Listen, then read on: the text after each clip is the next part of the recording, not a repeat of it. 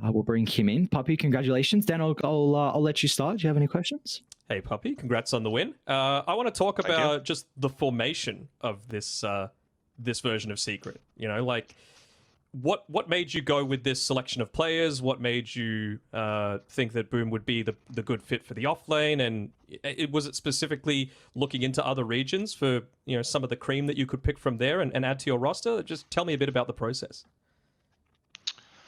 Well, after going to Division 2, I felt like the team is not really capable of bringing themselves back, the previous one. So kind of decided that we're in a kind of a full disband mode in a way.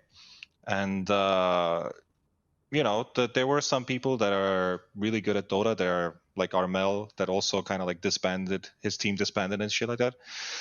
And I was looking at him. There was other options, but at the end of the day, I chose people that are skilled enough and young enough that can, be motivated to win tournaments. And I think Armel is one of them. Yamich is one of them. And Boom, the offlane pool of players is really small, actually. So I kind of asked, like, Boom, do you want to try it out? Because working with him is really nice. He's a pretty good guy. And we just kind of like went with it in this sense. It looks like you've got Yamich and Armel with you now at the Bootcamp. Is it just a thing of like getting them to adjust to the team vibes? Because obviously you played with Boom, you played with Crystallis before. Is it just wanting to get that one-on-one in-person time, and will the other guys be joining you soon? There's an actually story of going to a bootcamp, but maybe we'll tell it later. But other than that, I would say that it's basically like we kind of gel together very nicely. We're just in here to get better every day. And I don't really have much like thought processes like into the future or something like that. We just want to play good Dota right now. And there are still mistakes that we make, but I think all of us know that we should watch replays and kind of like iron it out. And like there's nothing really more to say besides the team's hardworking and we're just ready to go. Yeah, I think we saw that with your reactions after game number 1. We had big smiles on Armel. He's used to that sort of craziness in C, and you were kind of having like, oh my God, what did I just have to play through? But what is that the sort of game that you think you're going to be able to get the most out of, where you can look to iron out mistakes, or is it more about reinforcing the good things that you did? Because it really felt like game number 2, you were in control from start to finish. I mean, to be fair, game 1 was supposed to be the same. And we just let go of it. And to like watching that replay will be very important for us to know exactly why it went down the way it went. And we will learn a lot from that game. Because to me, I consider it mostly a loss because we lost our lead. And therefore, we need to like look at it and see what really happened, what movements were incorrect, and how did we just let the enemy start farming? Because in that game, Doom had like 2.5 net worth when Monkey King had 6. So that was a pretty rough one. He had less net worth than me almost.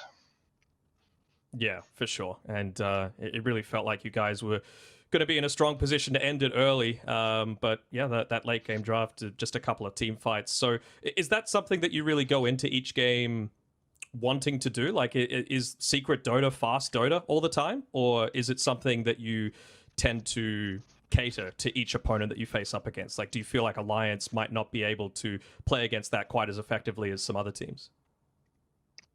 No, I don't think so. I also think that EU Dota is practically fast Dota. Like either it's farming fast or it's moving fast, but it's fast. I don't think EU has turned into a farm fest whatsoever anymore. Now everybody kind of like gets an advantage and starts locking people into like a part of the map. Because what Tundra did in TI is basically one lead for them means that you lose all map, and that's not necessarily like a passive or something like that. It's really aggressive, but it's in the correct ways, and it's just kind of like it moves like a wall. And I think EU Dota itself is very competitive, and teams are just kind of playing very fast, and one mistake means that you perhaps have lost the tempo of the game and stuff like that. So I don't know, EU Dota best,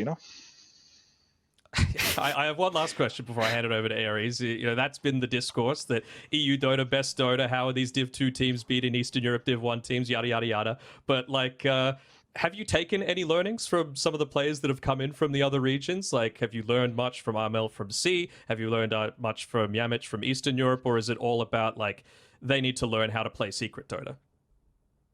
No, it's quite the opposite, actually. Every time you have some kind of guy coming from a different area, like, all you do is kind of like, you just try to get as much information as like what you think is good or what's going on over there, because every type of small information can get you like some kind of a lead and draft or understanding of what you can do. So yeah, it's basically like, you know, CIS players, they really do think about like timings and tempo and much more like in that regard. EU people maybe cheese a little bit more. I don't know. It's just hard to say. But every time somebody comes from a different region, you instantly like, you feel like you gotta tell me what's up. You know, tell me what's in there. You know. Cool. Puppey, I'm curious. Of course, you've been in the scene for quite some time now. I wonder, what do you feel like is the biggest life lesson overall that you've learned from playing Dota through all your years? Is there something that you think comes to mind? I don't know.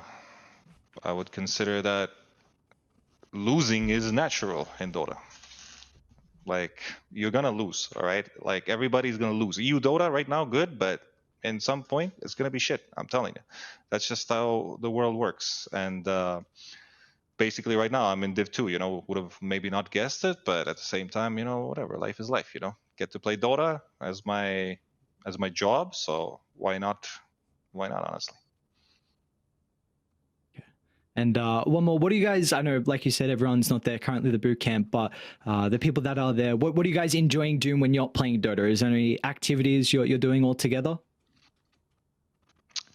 Yeah, I mean, usually it's like we turn into like we try to find a game to play a lot of the times, like when we're just doing nothing. So like a lot of the times we just find some kind of game that some kind of streamers maybe play, like Raft or something like that, and then we just watch Keen, like, you know, dig for us and stuff, and it's just like, you know, stupid shit like Crap this. You know, you just do.